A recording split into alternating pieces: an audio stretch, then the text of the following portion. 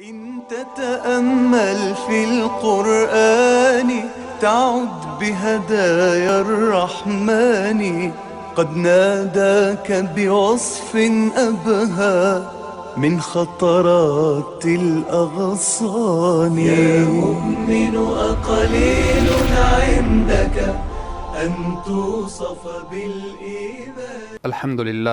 الحمد لله حمدا كثيرا طيبا مباركا فيه، والصلاة والسلام على رسوله محمد وعلى آله وأصحابه ومن تبعهم بإحسان إلى يوم الدين.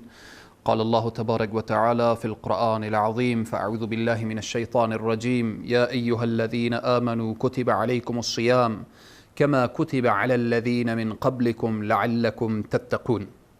صدق الله العظیم. خدمت بینندگان عزیز و گرامی، السلام علیکم و رحمت الله تعالی و برکاته.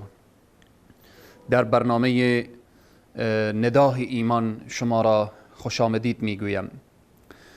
در قرآن عظیم الشان وقتی که نگاه میکنیم لفظ یا ایها الذین آمنو در 89 جای قرآن و یا 89 مرتبه این ندا بر اهل ایمان گفته می شود که یا ایها الذین آمنو، و این 89 مرتبه که اهل ایمان مخاطب می شوند در 20 سوره از سور قرآن قرار دارد. این مخاطب یا ایها الذین آمنو یک خطاب محبت هست، یک خطاب است که الله سبحانه و تعالی دوستان خود را مخاطب می کند. این مخاطب مخصوص دوستان الله سبحانه و تعالی هست، مخصوص اهل ایمان هست، مخصوص آنهایی که به الله و رسولش ایمان آوردن. این خطاب برای آنهاست.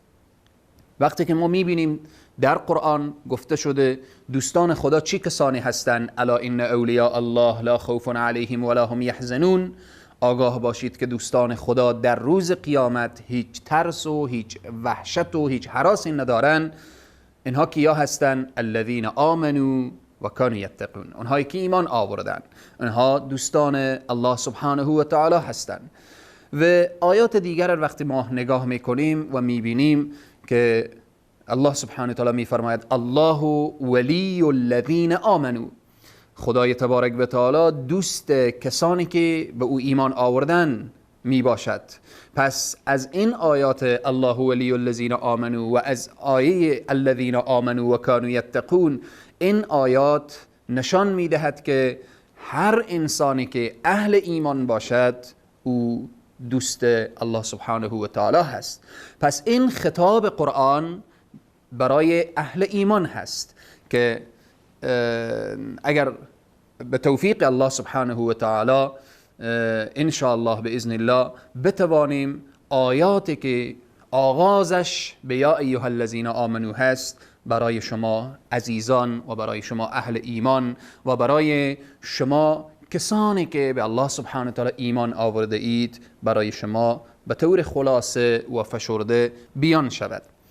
اولین آیه‌ای که ما آغاز کردیم آیه است که الله سبحانه و تعالی می فرماید یا ایها الذین آمنو، ای اهل ایمان، ای مؤمنین، ای کسانی که شما دست دوستی با پروردگار عالم دراز کردید و ارتباط با الله سبحانه و تعالی برقرار نمودید. یا ایها الذین آمنو کتب علیکم الصیام، بر شما فرض کرده شد روزه ماه مبارک رمضان. در این آیه مبارکه الله سبحانه و تعالی هم فرضیت روزه را بیان میکنه و هم میخواهد که آنهایی که روزه میگیرن آنها را بفهماند که این تنها مخصوص شما نبوده و تنها مخصوص شما نیست، بلکه در امتهای گذشته هم روزه میگرفتند. میفرماید کتب علیکم الصیام کما کتب علی الذین من قبلکم، این چنان که بر شما فرض کرده شده در امتهای گذشته هم فرض کرده شده بود. نتیجه این روزه را الله سبحانه و تعالی بیان می کند. چرا روزه بگیر؟ چرا گرسنگی بکش؟ چرا دست از نعمتهایی که الله سبحانه و تعالی حلال کرده حتی خوردنش را در ماه مبارک رمضان تو حق نداری اکل و شرب داشته باشی، حتی حق نداری که با او زن منکوحه خود نزدیک شوید. به خاطر چی؟ ثمره و نتیجه روزه را بیان می کند که لعلکم تتقون، تا اینکه شما متقی شوید، پرهیزگار شوید. پس هدف از عباداتی که ما انجام میدیم اینه که ما را متقی بگردانه، ما را پرهیزگار بگردانه. لعلکم تتقون، تا اینکه شما متقی شوید. پس این آیه مبارکه برای اهل ایمان خطاب می کند که شما روزه بگیرید و این روزه‌ای که شما میگیرید به امتهای گذشته هم فرض شده بود و همچنین نتیجه و ثمره اش اینه که شما متقی می شوید. وقتی متقی شدید الله سبحانه و تعالی می فرمایه ان المتقین فی ظلال و عیون. الله می فرمایه ان للمتقین عند ربهم جنات النعیم. در آیات زیادی می بینیم وعده های الهی و بهشت که الله سبحانه و تعالی او مهیا کرده، میگه اعدت للمتقین. خداوند همه ما اهل ایمان و انسان مؤمن و متقی داشته باشد. تا برنامه بعد که باز هم ندای ایمان هست شما را به خداوند کریم و رحیم می سپارم. و السلام علیکم و رحمت الله و برکاته. إن تتأمل في القرآن تعد بهدايا الرحمن قد ناداك بوصف أبهى من خطرات الأغصان. يا مؤمن أقليل عندك أن توصف بالإيمان.